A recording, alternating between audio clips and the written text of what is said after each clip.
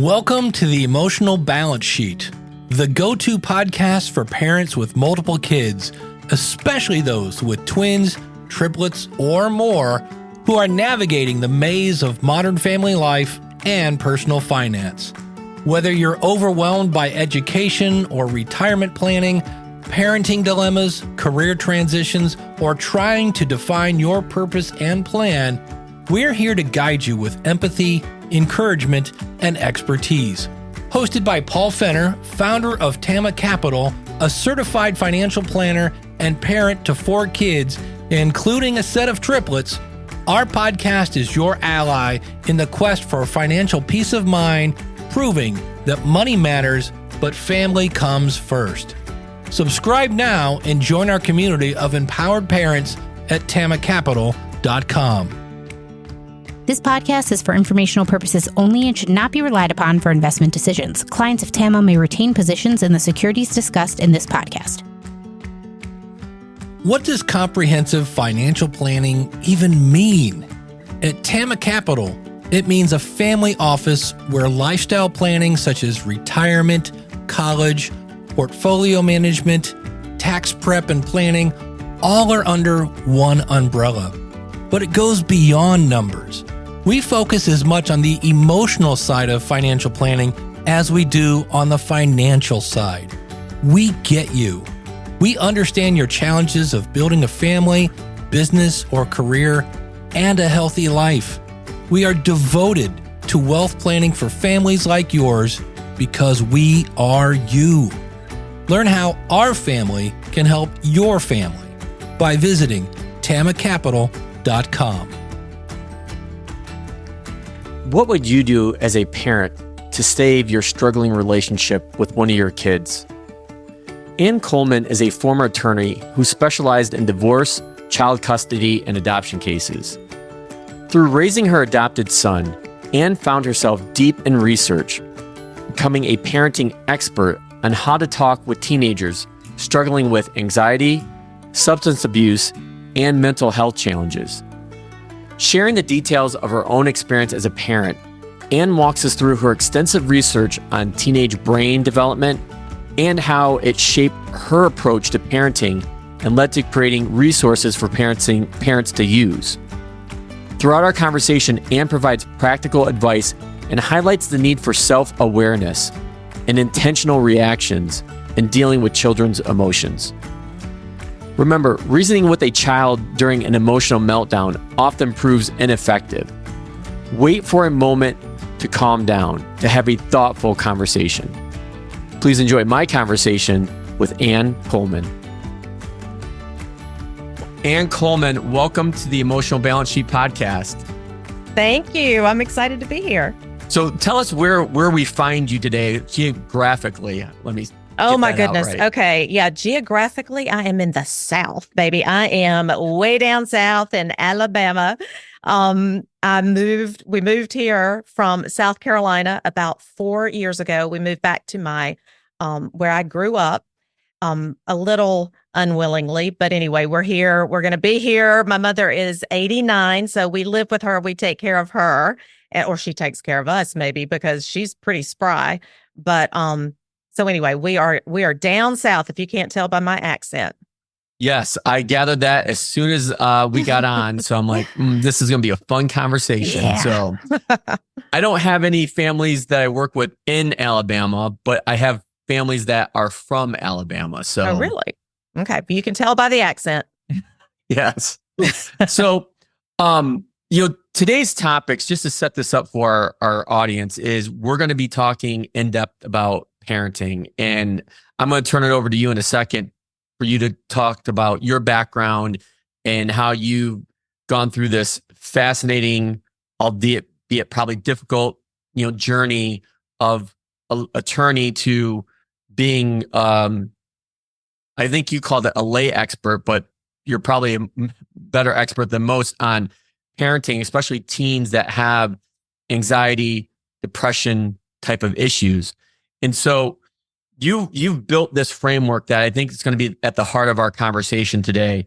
But really what I wrote down, and I'm looking at my notes, that I noted, this is what I wanted learn or take away from our conversation today is how to build better connections with my kids, how to decrease conflict with my kids, and how to make parenting less stressful.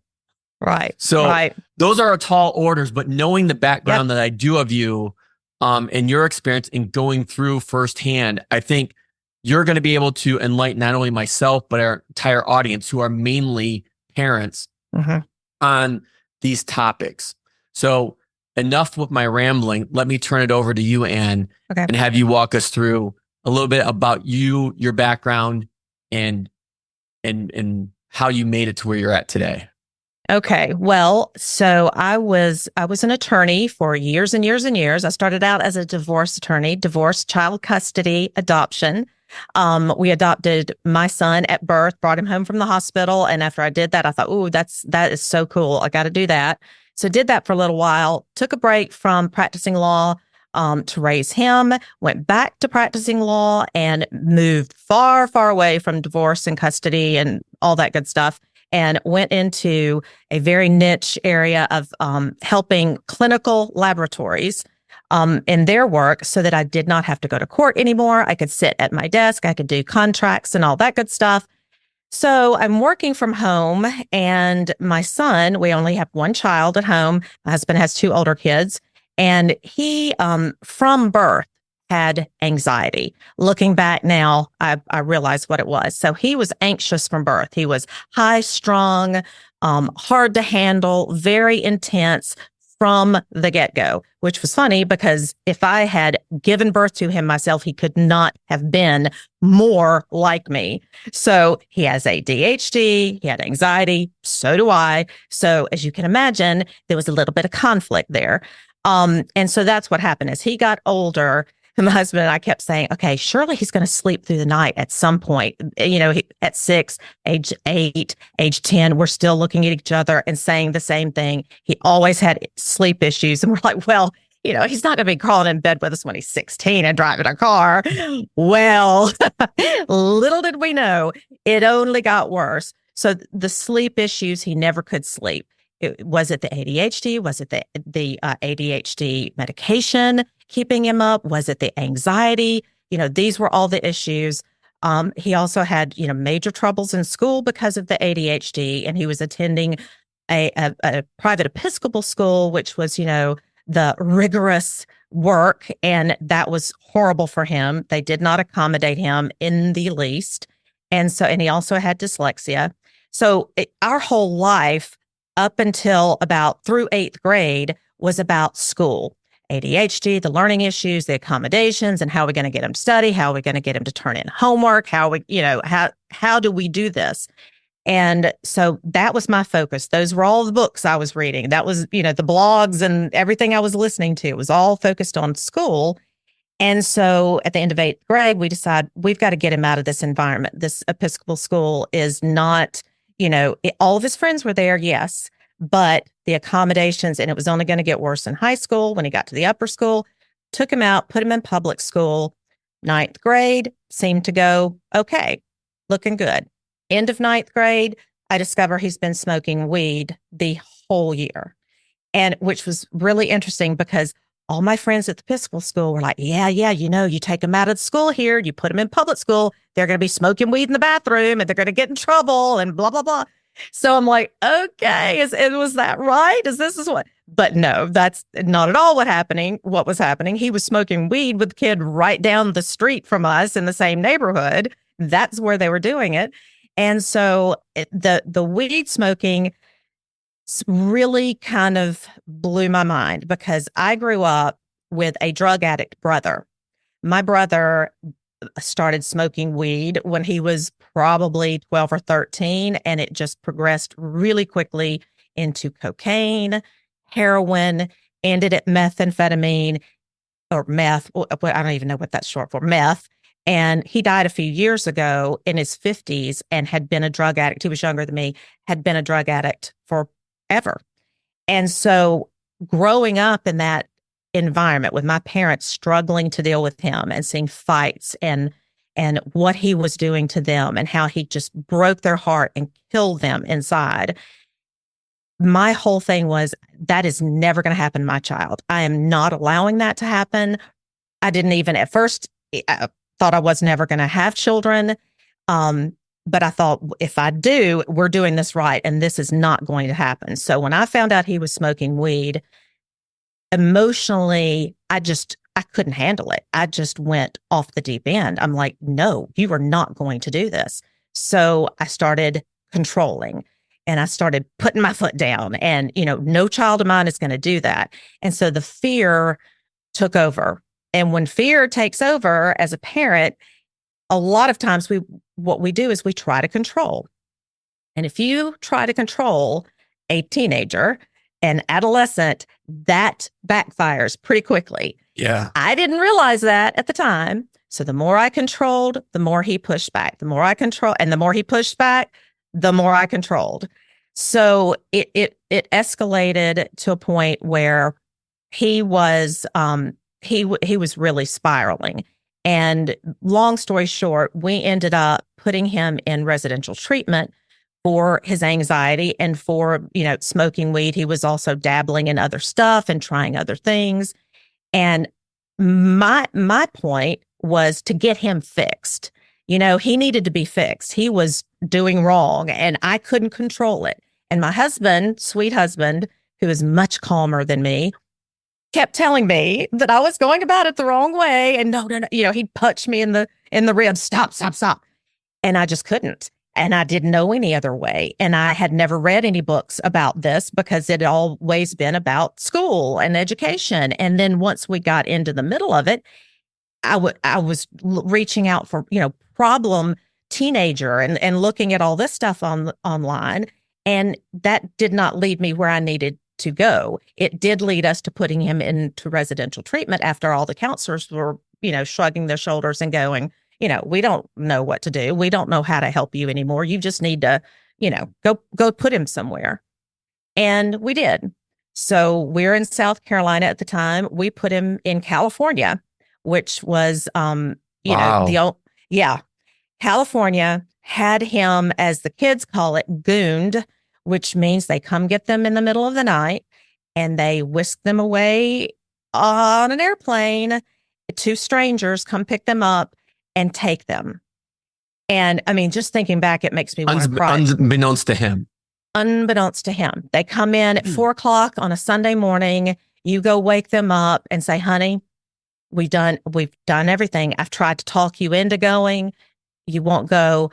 I love you. You leave the room. They walk in and say, son, this is what we're doing.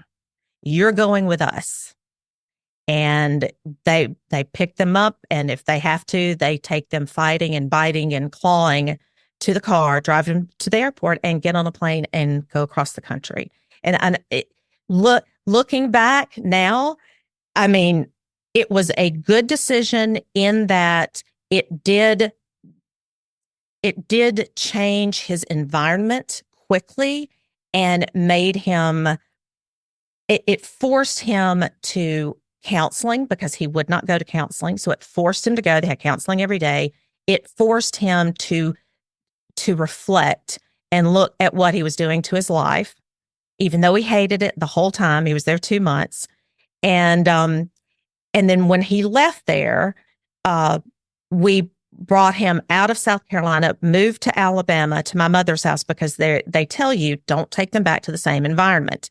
There's no point. Why is that? Do you know? Because once you have, if they've gotten better in this environment and you take them right back to where they were using drugs and the people they were, hanging out with and getting in trouble with, you've wasted your time. They're going right back to that. And it's nearly impossible to keep them, walking a good path. So they tell you either put them in, in what is it called? I'm trying, boarding school. Now I can't think of the name of it, but therapeutic boarding school, or put them in something where it's an outpatient based kind of situation.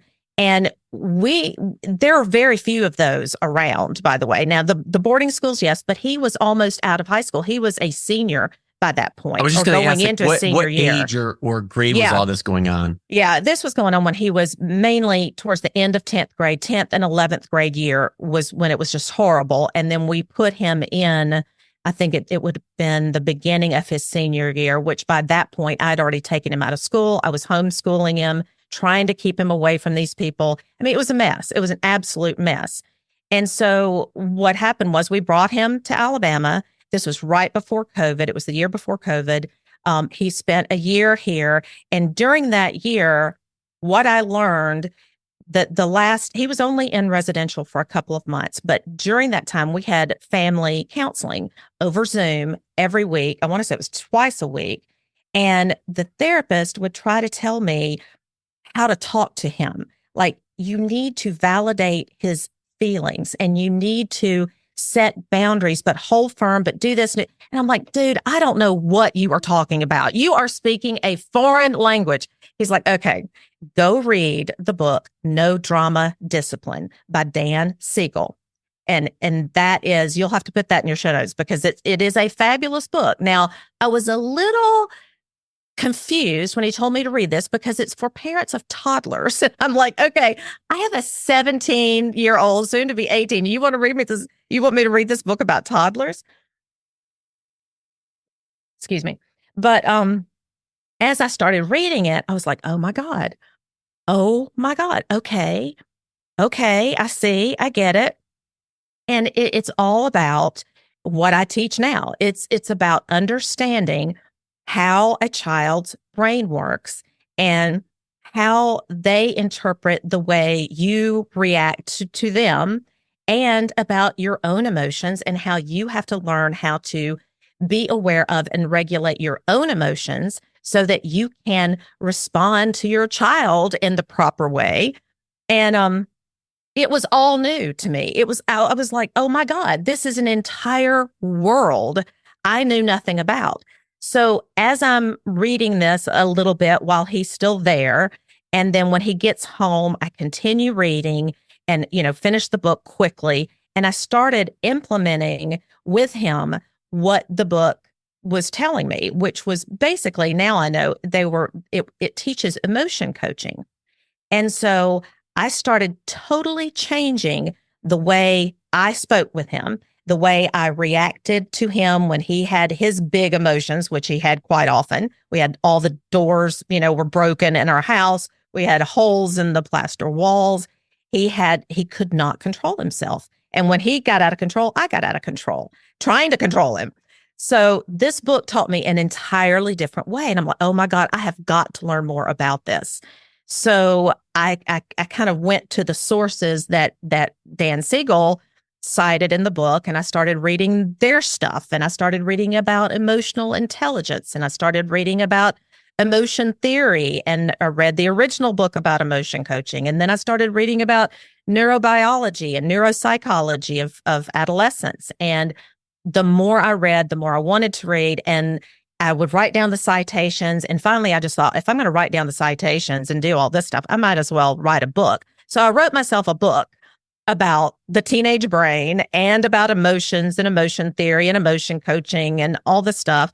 And I put it together. And as I was doing that, it was my way of learning all this stuff. That's how I learn. I learn by writing it down and putting it into kind of a something that makes sense for me. Do you think that Ann goes back to your I guess training as an attorney? Absolutely. I mean, that's what I learned to do in law school because I was ADHD and didn't know it at the time. So what I always did was I would read it, I would write it down, I would put it in, an outline and make it make sense to me. And so that's what I was doing with all of this stuff.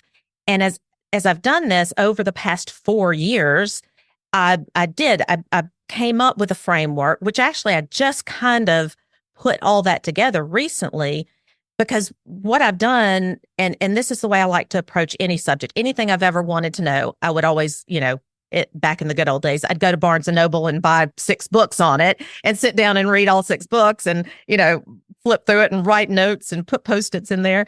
And so Barnes and Nobles, by the way, still exist audience listeners. I was actually in one on Sunday in Holland, Michigan. Amazingly enough. Yeah. And I still love to go.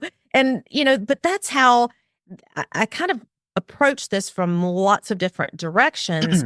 And most experts, what I've found is that most experts zero in on one area of something. Like you have someone who specializes in neurobiology, or you have someone who specializes in how mindfulness helps teenagers, or you have someone that specializes in, emotion coaching. But what I did was I kind of pulled all these disparate, separate things together and then wound them all into a framework that makes so much sense. And I wish everyone taught this framework because it's what would have helped me a few years ago with my son. And that's the way I look at it is, I want to help parents understand the direction that they need to approach their adolescence and certainly not make the mistakes that I made. So that's when I kind of, over these last 4 years, I've gradually kind of whittled away at my clients. And I'm like, nah, I don't really want to. No, you need another attorney for that. And you need another attorney for this. And then, I've hung on to like a couple so that they kind of finance all my free giveaway, helping parents right now, because that's what I do. I have my podcast. I post on Instagram. I just opened a Facebook group, and that's my goal, is to help other parents, mothers, grandmothers, whoever is raising an adolescent these days, help them understand what they need to know, because so many people just go at this the way I did, which is the exact opposite of what you need to do with a kid. So going back to that, you had me at this point where you're having these escalations with your son, and he's getting upset, and then you raise your level of getting upset. And I know I do the same thing, and I know it's like not the right thing to do. Like I should be like not escalating. I need to be pulling back. So that way, if I pull back and am calmer, hopefully that should, lower the temperature, of my kids, whoever, or whatever one I'm having the conversation with at the time.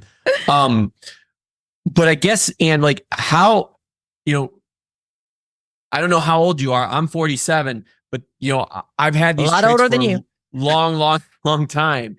And so my question is, how do you unpack that, or how do you undo your own neurology mapping, if you will? Because that's really what has to happen for an adult to make that kind of transition.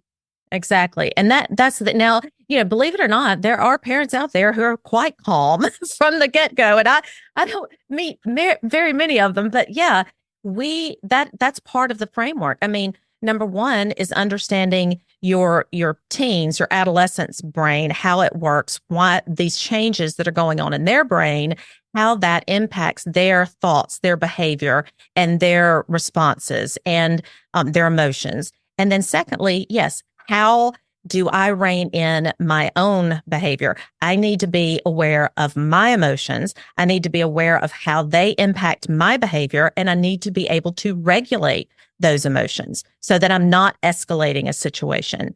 And then thirdly, you need to understand how to communicate with your child when they are experiencing big emotions, and understand how to coach them through that while maintaining your own calmness.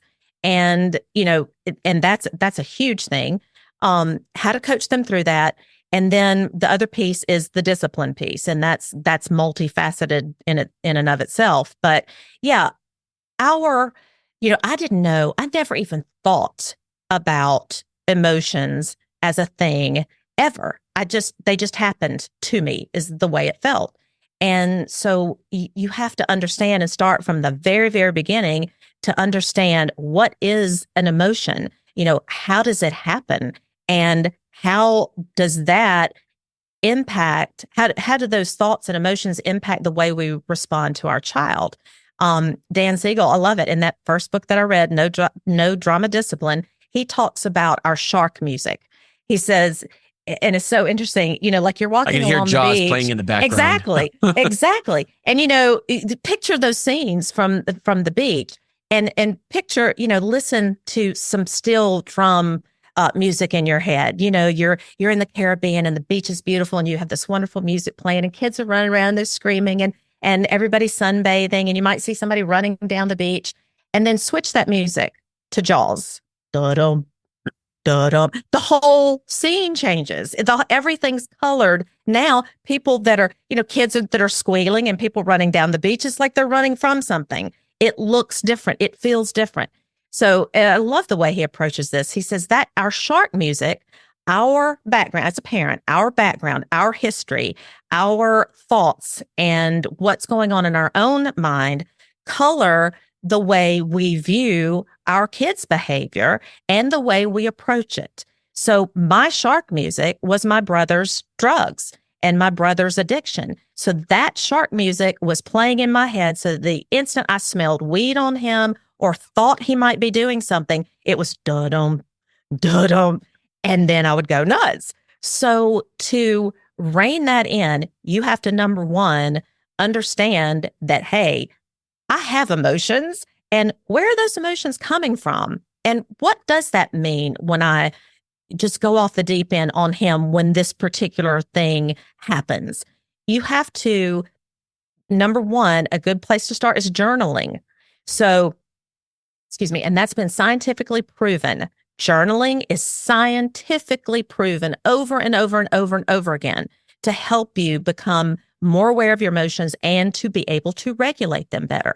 Unless you're aware that you're experiencing an emotion and what emotion that is and where that comes from, you can't hope to be able to regulate it.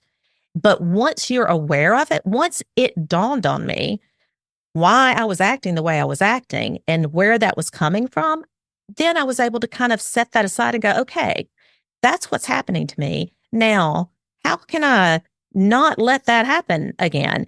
And funny thing, when you are aware that that's what's going on, it gives you such clarity and it separates you. It gives a space in between the situation, what's happening with your child, and how you respond to it.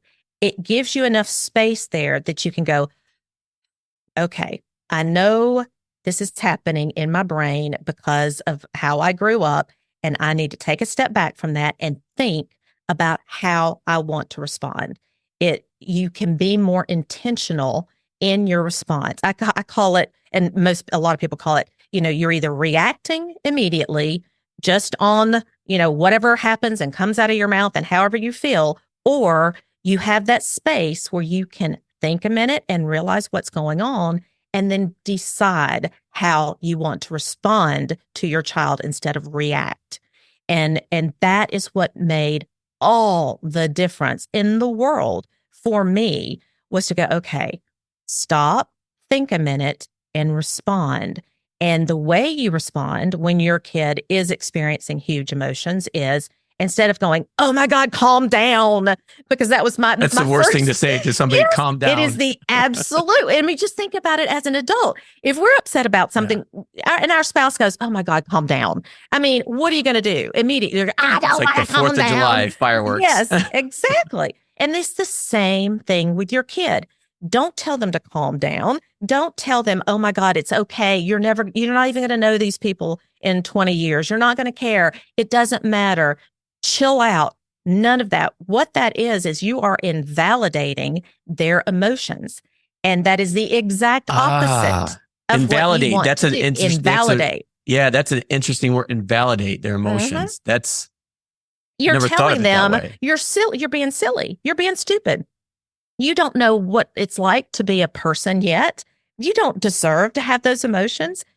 And that's the way it is, with an adult telling another adult. It's the same thing. You're invalidating them. So instead of that, you validate their emotions and go, oh, honey, okay, I understand you're so frustrated right now. And this is so hard to do when your kid is going, rah, and they're, bouncing off the walls. But if you can take that moment to get a grip and go, gosh, I can see, and it almost sounds silly, but it works. I can see that you're really angry right now. So maybe you give them a minute. Say, I'm going to give you a minute. And then we'll talk about it in a little bit if they are just beyond, being able to calm down. But what helps them to calm down is being validated and saying, oh my gosh, I can see that you're angry. And, it is very upsetting when somebody tells us that we're, not cool, or when somebody leaves us out of something, or whatever it is that has happened. And you have to kind of figure out what has happened by asking, a couple of curiosity questions, I call them. And you say, you know what, I get it. I would totally be upset, or I would totally try to narrow down that emotion word for them to help them, because you're helping them understand their own emotions at that point. I understand how frustrated you must be, or I understand, you're just furious about this, or whatever it is. And whatever they're saying to you, you reflect that back and go, oh, I get it. Yeah, you're upset. You're frustrated because the coach told you, you had to sit over here, or because your teacher, gave you a C because she thought you did this wrong, or whatever it is. You validate and let them know, you know what?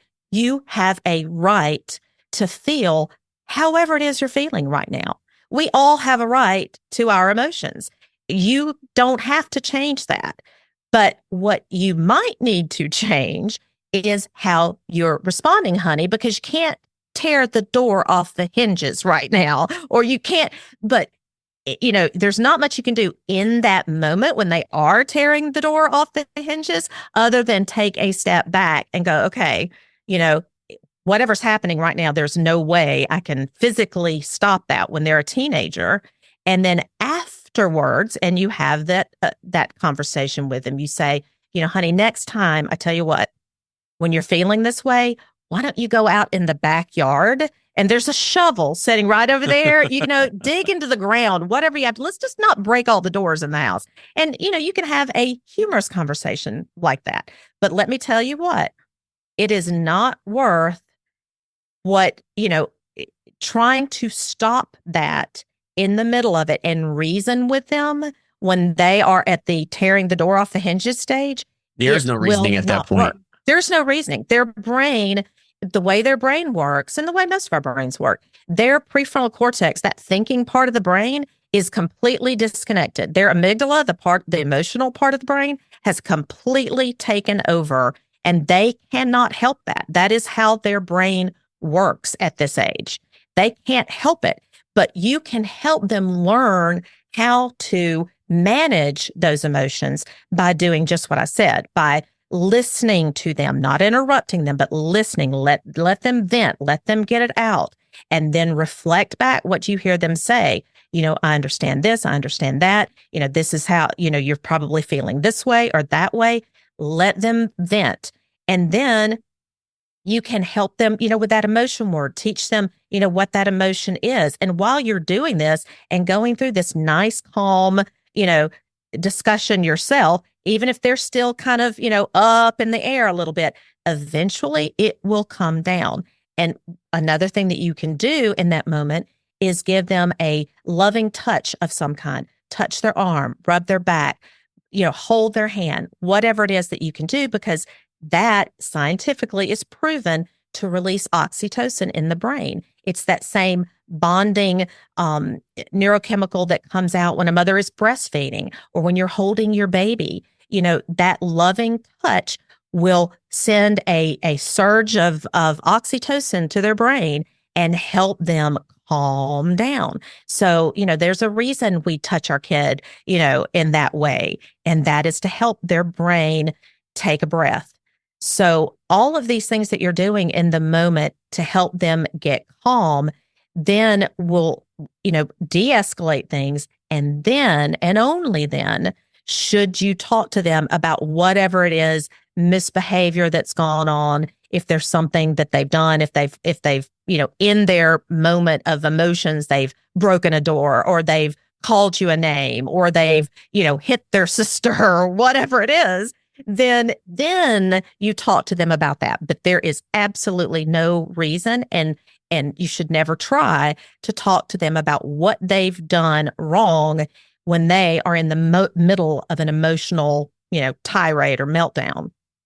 So I'm interested, Anne, to find out like how long this transition for you took, and then probably most importantly, how much grace did you have to give yourself? Because being aware is one thing, but then being able to follow up on it is another. And there's times when you were able to do it, and then times when you fail. Because I feel like that's the roller coaster that is the word parenting. Oh, absolutely. It's like, that you should be de-escalating, but then you're letting my own emotions get the best of me when I still keep yelling at the kid. Absolutely. And and even before I really knew all this, I knew that my emotions were getting the best of me. I knew that I shouldn't be yelling, but I had no idea how to rein it in, had no clue. And so, yes, you have to give yourself grace, because this is not an easy thing to learn if you've been all the way over here like I was. Yeah. If you're not quite as far as I was, it's a little bit easier. But I think we're probably pretty similar on that spectrum, by the way. Oh, God. And, I would be like, okay, stop, Anne. Okay, what is it I'm supposed to say? Oh, my God, I can't remember. I'm supposed to say, literally, if I'd had a cheat sheet on the refrigerator, it would have helped, because I just did not know what to do other than to say, calm down. That was my go-to. Calm down. Calm down. And so I really had to stop and think. And it took practice. I mean, when I first did it the first couple of times and didn't respond to him the way I normally do, I could see the look on his face was like, what the hell? Who are you? What'd you do with my mother? Yeah. He literally, and I tell people, it takes them a while to understand that things have really changed with you, and that you're not actually doing what you used to do. Because at the very beginning, it did de-escalate things a little bit. But he was still coming at me. He was still coming at me because he was expecting that fight that we always had. So it's training for both of you. But after, I'd say, a couple of weeks of going through it, then I could really start to see a difference in him. And within a year, we had a different relationship. I mean, the whole family dynamic changed. He was happier. He was less tense. He was not taking any medication, which was amazing, because he had always been on medication, antidepressants for his anxiety and all this stuff. His anxiety was getting much better. And then right before COVID hit, he decided he did not want to go to college, which that's a whole other conversation in and of itself. He was always going to go to college, and then all of a sudden, no, which in a way was a little bit of a relief because of all the ADHD, dyslexia stuff. I knew college was going to be horribly difficult for him. And so he was like, you know what? I just want to be a professional snowboarder. No, I know. So my husband and I were like, okay. He'd been snowboarding since he was a wee tot. So we thought, okay, well, and he's really good at it. It makes sense. Okay. I tell you what, he's had such a hard time. Let's take a gap year. We'll send you out to Colorado. We'll put you in snowboarding school. I was going to say, there's no snow in Alabama. There's no snow in Alabama. But when we lived in South Carolina, we were in North Carolina or out in Colorado or up in West Virginia. So you can get to the mountains. Yeah. From South Carolina, you could. Yeah, all the time. So, and we'd fly wherever, but he loved it. It made him happy. And I thought, you know what? We've been through such hell for the last couple of years. He has had such a hard time. He's doing great now. He wasn't, doing any of the stuff he was doing before, and he needs this. So, okay, gap year. We'll call it a gap year. Send him off to Colorado. Then COVID hit. Like, he broke his knee after the first few weeks. Of course, we couldn't get a refund. And then COVID hit and he had to come home. And that was 2019 when COVID? 2020. 2020. So he went back out the next year. He got really, much better anxiety-wise and everything. It just kept getting better. Went back out in 21, and he's been there ever since. And he's actually a professional snowboarder now. Wow. Yes. Wow. So he actually did it. He actually did it. He has a sponsor. He's been on the did the, what is it, national or world tour? I don't know what it is. It's crazy. I don't even like to watch the videos. It scares the hell out of me. It's crazy. But between the trees and off the cliffs and all that kind of crazy stuff. But he is loving life. And that's the second lesson I would tell parents, is that, you know what? It's one thing to want your child to be something, and you want to have a certain future for them. And you have all this envisioned when they're younger, even before they're born. My kid's you don't really realize it, but my kid's going to be this and this and this and this, and they're going to go to college, and they're going to be a frat boy, and they're going to, be a financial planner, and they're going to do all these wonderful things, or an attorney or a doctor or whatever. And my kid's a professional snowboarder. And you know what? That's okay, because he is happy. He is happy. He is loving life. He has a huge group of friends. He says, "Mom, I love going to work every day," because he works actually in a snowboard place in Christie's out in Silverthorne or Frisco. All those little places are together. And he's like, "I love going to work every day because they get like 2 hours off in the middle of the day to go snowboarding." And I mean, it's just the whole atmosphere. It's just, I'm assuming it's kind of like what it would be like in, Malibu at the surf shops. And it's the same, surfer dude, snowboarder dude. They love it. So I'm good with that. Parents, you can't force your kid to be something they're not. You cannot force your dream for your kid on your kid. You will make a miserable kid. And one day they're going to wake up and they're going to realize, I did the wrong thing. I don't need to be this or that. I didn't even really want to marry this person or live in this home. I wanted to do X, Y, and Z. And they're going to have a midlife crisis, and it's going to be bad, and they're going to blame you. So let your kid call the shots a little bit. And don't force them to be something that they're not. They will be happier. You will be happier. End of story. Yeah, I couldn't agree with you more on the expectations. I feel like I've been writing about expectations for a while, and there's a strong disconnect between. I mean, obviously the higher your level of expectation, the greater the fall can be. And if you can work on level setting expectations, that is a huge win when it comes to not only your financial life, but your personal life as well, because the two are extremely tied together. And it's one thing I talk about on the show. I talk to families I work with, is that I think there's this idea out there that your personal life is separate from your financial life. And for the people listening, you can't see this, but I always do this where I bring my hands together, that they are strongly intertwined. They are strongly interconnected. Absolutely. And we put so much there, the mental health tragedy that's going on right now with adolescents. It's real. It's real. Kids are losing their life. Kids are on medication. They are self-harming. You don't ever want that to happen to your kid. And I mean, my son was diagnosed with anxiety and depression. He had suicidal thoughts and tendencies during that time. It is scary. It is scary, scary, scary. And the pressure that we put on our kids to excel in school, we put them in the rigorous schools, and we put them, they're in the best schools, in the best neighborhoods. And the pressure is so real. That was my very first podcast episode, I think, or maybe number 2, where I talked about the pressure that is on these kids to excel. And even if it's not the parent putting the pressure on them, it's them putting the pressure on them.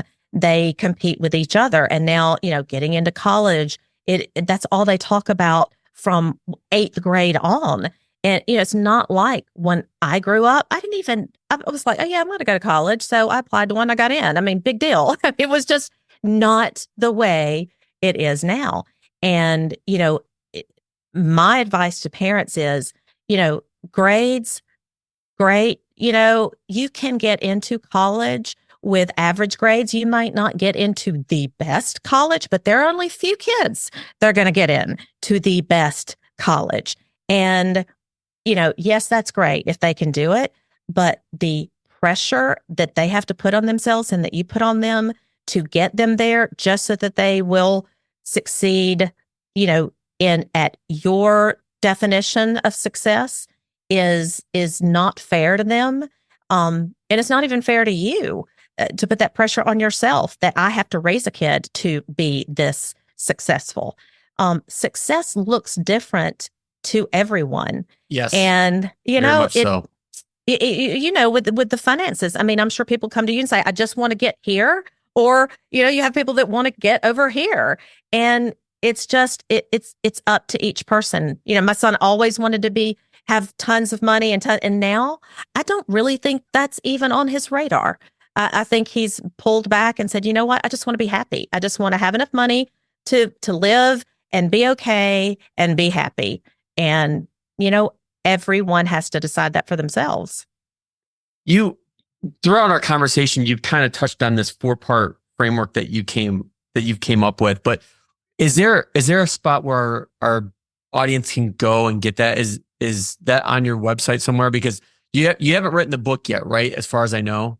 No, I've got all that, written down for myself. So I may try to self-publish at some point, but, because I just literally within the last few months pulled this all together.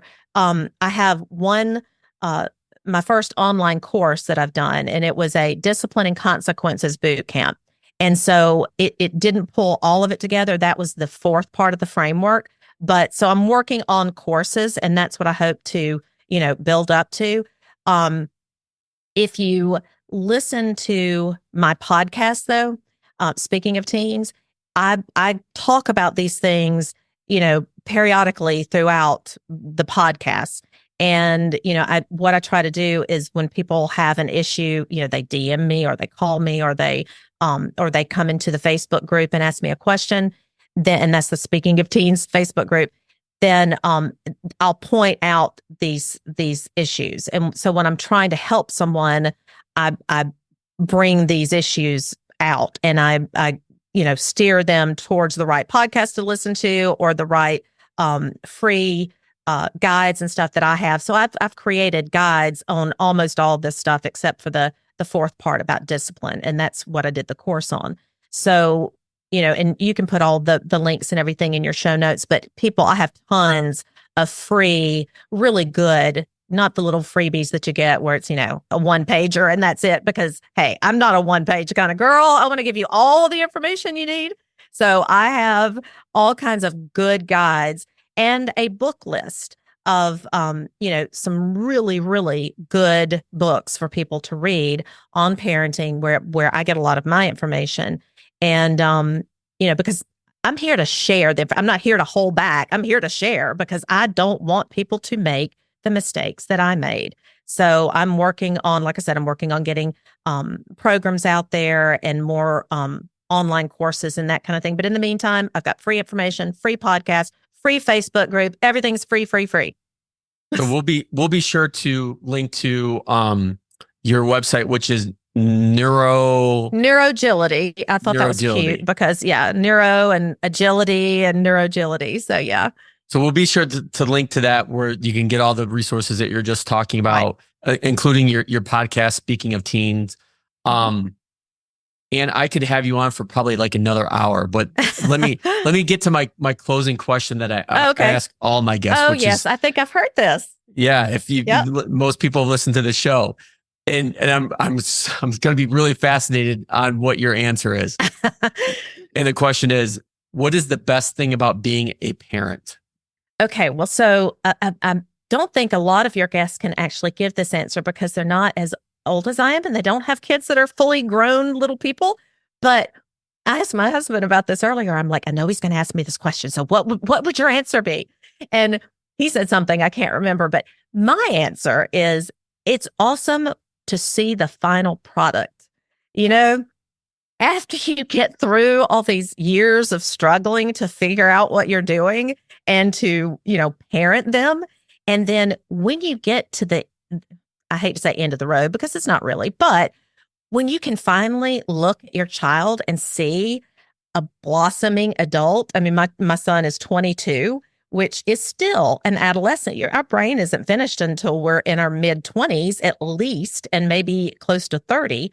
But it's amazing to see that, the way he acts and the way he treats other people and how he moves in the world is so reflective of now I see how we raised him. Despite those couple of years of hell that we went through, you can see that in him. And he was always a good kid. He was a sweet kid. He just had a couple of years of, not knowing what to do, and I made it worse. But seeing that final product and seeing your child out in the world and really like cleaning their own room and washing their own dishes and doing their own laundry, even though they wouldn't do that at home and they would have never done that at home, it makes you realize that, you know what? They don't have to be perfect at home, because one of these days, just like we did when we grew up, one of these days, they're actually going to figure it out. And the things that we've taught them will, they're back here in the back of their mind somewhere. And then at some point they kind of come to the forefront and it all just kind of falls together. So that's what I tell people is, you know what?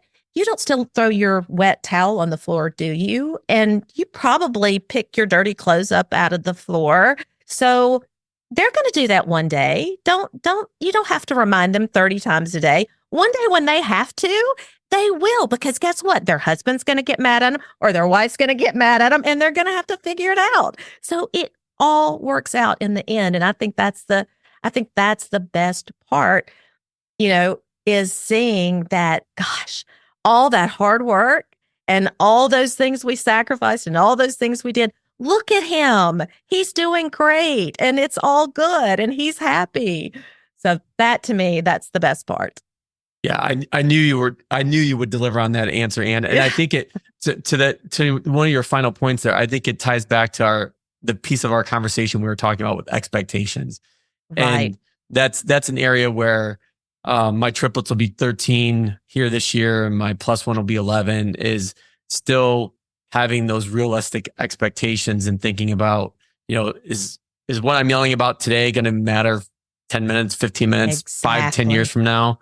Exactly. Probably not. Probably not. Exactly. Yep. That's a big lesson. Yeah. You need to be listening to my podcast every week. Yes. Yeah. And it's a good one too. I've gotten a few shows under my belt as well. Yeah, but, thank you. And I can't thank you for your candor and openness. I know you're an open book to begin with from, our previous interactions and listening to your show. But I think it really, helps people hear your type of story, hear your personal story, and how the things that you went through and were able to overcome to get to where you're at today. And so I can't thank you enough for being on my show and the work that you continue to do and share publicly. So thank you. I appreciate I can't that. wait for you to write that book though. Yeah, I'm on it right now. All right, thank you so much. Thank you so much for being a part of the Emotional Balance Sheet podcast. And I know we're going to have a lot more conversations to come. Thank you. I know that as a parent, there was a lot to unpack in that conversation. From understanding the brain, emotional moments with kids, shifting priorities, validation and communication. But when I think back to the points that Ann was making, is that in order to reason with a kid, a child, you have to come at it in a sense of calm, in a moment of peace. I know I struggle with this a lot, but just having this conversation with Ann really reaffirmed to me about getting in check with my own emotions first before I can be able to help my child. It's that whole analogy, getting on a plane. If in case of emergency, put your mask on first and then help somebody else. So that's one of my big takeaways with my conversation with Ann. The other would be just the financial constraints that kids can have, even under normal circumstances. So again, I think this is where financial planning and emotional planning all intersect with each other. We don't live in spreadsheets. We live our lives. And I think one of the things that financial planning helps parents do is to have this understanding of what their personal goals are and emotions are and how those directly impact your financial success. If you've enjoyed this conversation, could you do me a favor? Do you know anyone else who would enjoy these types of conversations where we talk about the intersections of our emotional and financial lives? Because if you do, it's actually going to help both of us. Do you share this conversation with someone? They will think you're great because you just gave them this terrific podcast, and it helps me grow my audience. Or you can tell them to go to tamacapital.com. Thank you so much, and we'll see you next time. Thank you for listening to this episode of the Emotional Balance Sheet Podcast.